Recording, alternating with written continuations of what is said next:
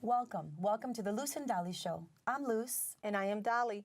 And we are sitting here with Mr. Steen Metz, a Holocaust survivor, and we're trying to capture as much of his story as we can because we want to make sure that you are aware of what took place, well, during World War II and during the Holocaust. Yes.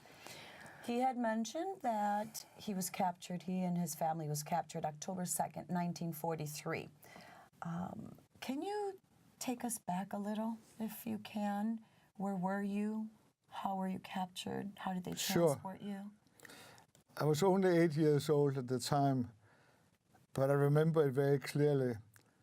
3.5 years earlier, Hitler and his regime invaded Denmark, and they occupied Denmark for a total of 5 years. Until the fall of 1943, conditions in Denmark, I would classify them as relatively normal. But that stopped in the fall of 43, and that's when the roundup of the Jewish people started. We lived in an apartment on the 3rd floor, and there was heavy pounding on the door. My father answered, and there were 2 Gestapo officers out in the hallway, and that was the beginning of the arrest. I didn't understand why they came to our apartment. Why didn't they go next door? Why didn't they go below? I didn't know I was Jewish. I had not been brought up in the Jewish faith. My father had, my mother had not. And when I talk to students, I always use words like these. Is it a crime to be Jewish? Is it a crime to be a Catholic? Of course not. But in the evil mind of Hitler, it was a crime. And I was absolutely frightened. It was a complete surprise.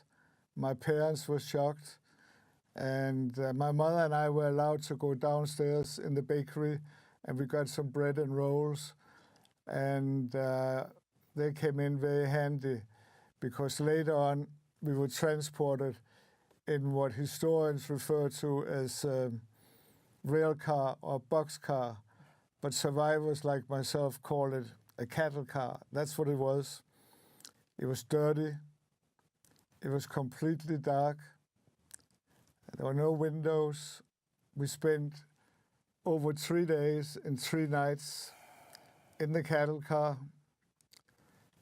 I was frightened, didn't quite understand, being 8 years old, what happened. They gave us no food, nothing to drink. We made no stops. We shared whatever food we had brought from home. It was so tight that there were 4 children about my age. We were able to lie down. Can you imagine the rest of the people had to stand up or sit, alternate for the rest of the time? The atmosphere was very, very tense, and the smell was getting worse and worse because we didn't have any bathroom facilities. We had to use buckets in the corner. And that was the beginning of what I refer to as 18 months in hell. And eventually we ended up in Theresienstadt, the concentration camp. When you were in this cart, did you see anyone that was in that same space as you pass away?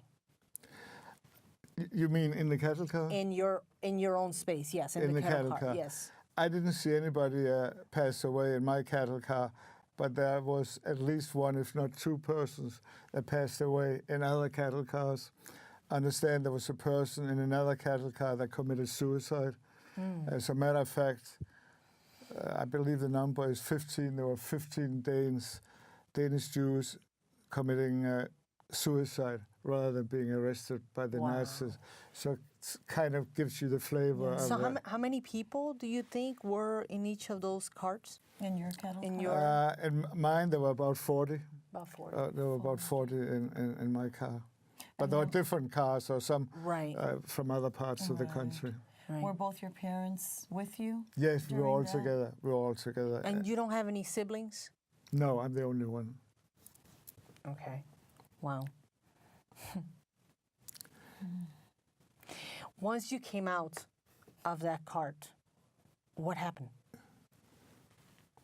Some of it happened? I Did they can, separate you? some of it I can remember. Others have been told about it. But as soon as we arrived, we had to empty our pockets, had to empty our suitcases. It took all the jewelry, any valuables we had, including money.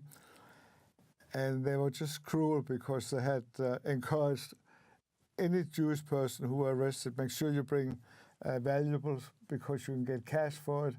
And of course, the cash we got went right into the the Nazis' hands. Right. Now, let me ask you this, and this is based on what I have heard of the Holocaust and also read. But so my understanding is many people, as they were removed from the cars, they were just taken right into the Camp. incineraries, right? And now, were you taken to Auschwitz? Is that No, where you were taken? the camp I was in was Theresienstadt. Theresienstadt is the German version. Terezin would be the Czech version. Okay. Terezin was not an extermination camp. And when we refer to extermination camp, means a gas chamber. Correct. And there were 6 camps, including Auschwitz-Birkenau, which by far was the biggest.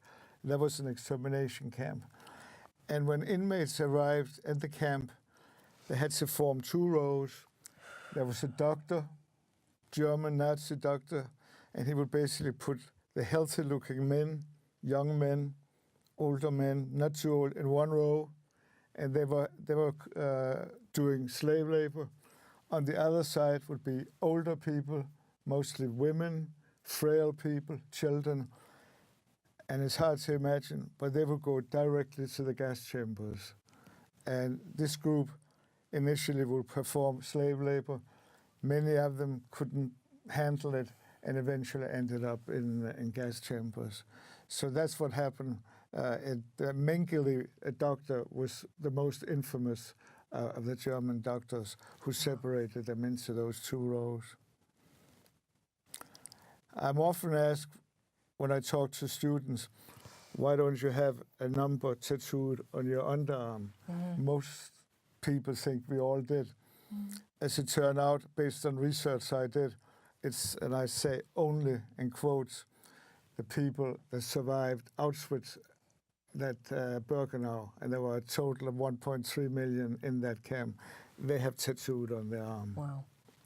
Now, we have also spoken a little bit about what was the actual number of the Jewish population that was killed, because this was a genocide, this was murder, and you know, well, or the totality of the victims during that 5-year period. I mean, I have seen the numbers as low as 6 million, but I have seen it as high as 20 million, but you actually mentioned another figure. Yeah, the 6 million that's normally used is Jewish people. Then there are millions of others, and they normally have that number at about 5 million, so it adds up to a total 11. They would be communists, they would be homosexual, they would be Jehovah's Witnesses, handicapped people who were murdered by the Nazis.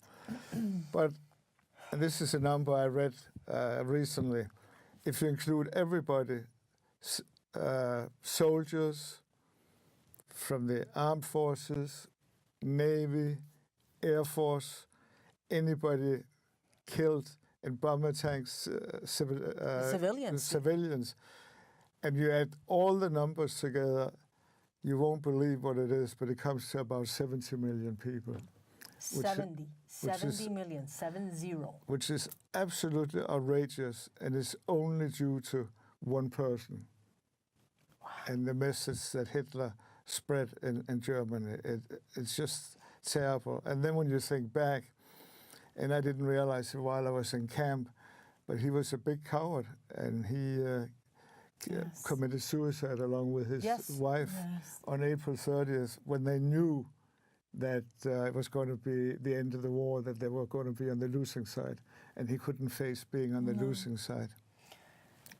Thank you for all that you share. We'd love for you to share with the audience what it is that you do to continue to spread the word and to get your message across.